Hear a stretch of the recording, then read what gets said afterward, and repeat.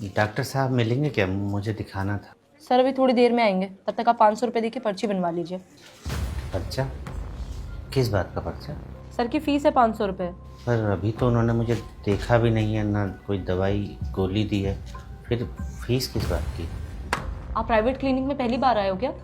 उधर देखो, वो सब लोग पर्ची बनवा के बैठे हैं और सर के आने का इंतजार कर रहे हैं। उनके पास टाइम है तो बैठे हैं, मुझे थोड़ा जल्दी दिखाना था और मैं फीस भी बाद में ही दे पाऊँगा। सॉरी सर, फिर आप कहीं और जाइए, क्योंकि हमारे यहाँ पहले फीस लगती है, उसके बाद डॉक्टर देखते हैं। और अगर आपको अर्जेंट दिखाना है तो 500 नहीं 700 रुपये लगेंगे। यहाँ एक मरीज की तबीयत खराब है और आपको फीस की पड़ी है?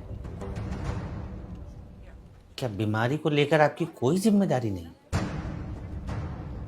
या फिर ये सब बस कमाई का जरिया भर है? व्हाट हैपन प्रिया? देखिए ना सर, इन्हें आपको अर्जेंट दिखाना है और फीस मांग रही हूँ तो कह रहे पहले डॉक्टर देखेंगे तब पैसे दूंगा। बताइए डॉक्टर साहब, मैंने कुछ गलत कहा है क्या? आप अंदर रहिए।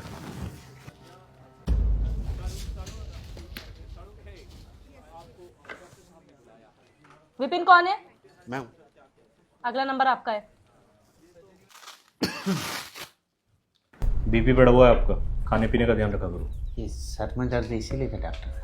हाँ, मेन रीज़न बीपी है। बाकी मैं कुछ मल्टीविटामिन और पेन किलर लिख रहा हूँ, 1 हफ्ते तक खाइए, दोबारा आके मिलना मुझसे, ठीक है? ठीक है डॉक्टर साहब। कितना पैसा हो गया? 12 को बताया होगा, 500 रुपये फीस है मेरी। 500?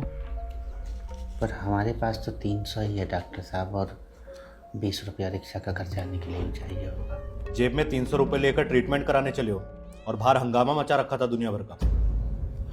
हमें लगा कि मामूली सर दर्द है, इतने में दवाई और डॉक्टर की फीस आराम से हो जाएगी। मैं कोई लोकल डॉक्टर नहीं हूँ, MBBS हूँ, पता है ना आपको? पता है डॉक्टर साहब, लेकिन ये नहीं पता था कि MBBS डिग्री अच्छा इलाज के लिए नहीं बल्कि अच्छी फीस के लिए होती है। बाहर और भी पेशेंट है, इसलिए बात को यहीं ख़त्म करो। ये पैसे दो, 20 रुपये देता हूँ तुम्हें।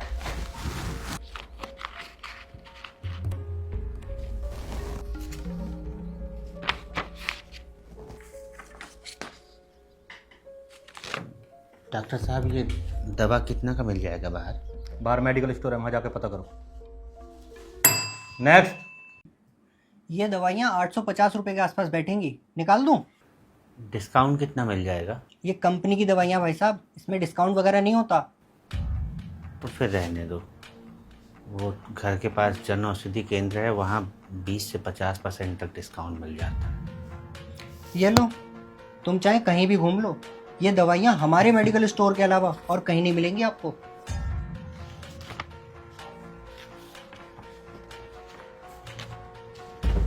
लंबी सांस लो। लंबी सांस लेने के लिए ही बोलिएगा डॉक्टर साहब, क्योंकि चैन की सांस तो आप मरीजों को लेने देंगे नहीं। ये क्या बदतमीजी है? अंदर किसने आने दिया तुम्हें? अंदर आना पड़ा डॉक्टर साहब, ताकि आप जैसे लालची डॉक्टरों की असलियत बाहर ला सको। ये जो आप मेडिकल स्टोर वालों के साथ मिलकर महंगी दवाइयों पर मोटा कमीशन खा रहे हैं ना, शर्म कीजिए, मरीजों की हाय लगेगी। कोई है बाहर? प्रिया, बाहर निकालो इसे। चला जाऊंगा बाहर, लेकिन आज आप लोगों का काला चिट्ठा पूरा खोल कर ही जाऊंगा। सर प्लीज बाहर चलिए, यहाँ भीड़ मत इकट्ठा करिए। छोड़िए मुझे, पहले डॉक्टर साहब की सच्चाई तो सबके सामने ला दूं। ये जो डॉक्टर साहब है ना, जिन्हें आप अपना रक्षक समझ रहे हैं, ये दरअसल दवाइयों पर कमीशन खाने वाले भक्षक हैं। बहुत बोल लिए तुम, अब यहां से बाहर निकल जाओ वरना कंप्लेंट कर दूंगा तुम्हारी। कंप्लेंट? किस बात की कंप्लेंट करेंगे आप? सच का आईना दिखाने की? कंप्लेंट तो आप और आपके जैसे हर उस लालची डॉक्टर की होनी चाहिए जो मरीजों को अच्छी नहीं बल्कि कमीशन वाली महंगी दवाइयां लिखते हैं। दवा कंपनियों और MR के साथ मिलकर महंगे महंगे गिफ्ट लेकर अपना ईमान बेचते हैं।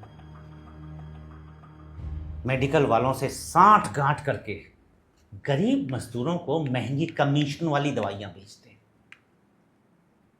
जरा बताइए डॉक्टर साहब, ऐसी कौन सी बीमारी है और ऐसी कौन सी उसकी दवा है जो वहीं मिलेगी जिस मेडिकल स्टोर में आपने मरीज को भेजा है और कहीं नहीं मिलेगी। और मरीज अगर किसी और मेडिकल स्टोर से वह दवा खरीद लेता है, चाहे वो पेटेंट कंपनी की ही क्यों ना हो, आपका मुंह फूल जाता है जैसे कोई नाराज फूफा हो। अब नजरें झुकाने से कुछ नहीं होगा डॉक्टर साहब, सुधर जाइए, वरना करते कुछ हैं और बदनाम सभी डॉक्टर होते हैं। आपकी वजह से वो डॉक्टर भी लपेटे में आ जाते हैं जो ईमानदारी से जन सेवा कर रहे हैं। शर्म कीजिए, हम लोग आपको भगवान का दूसरा रूप मानते हैं डॉक्टर साहब।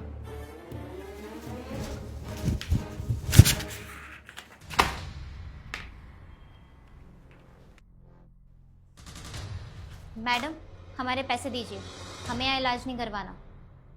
हमको भी नहीं करवाना।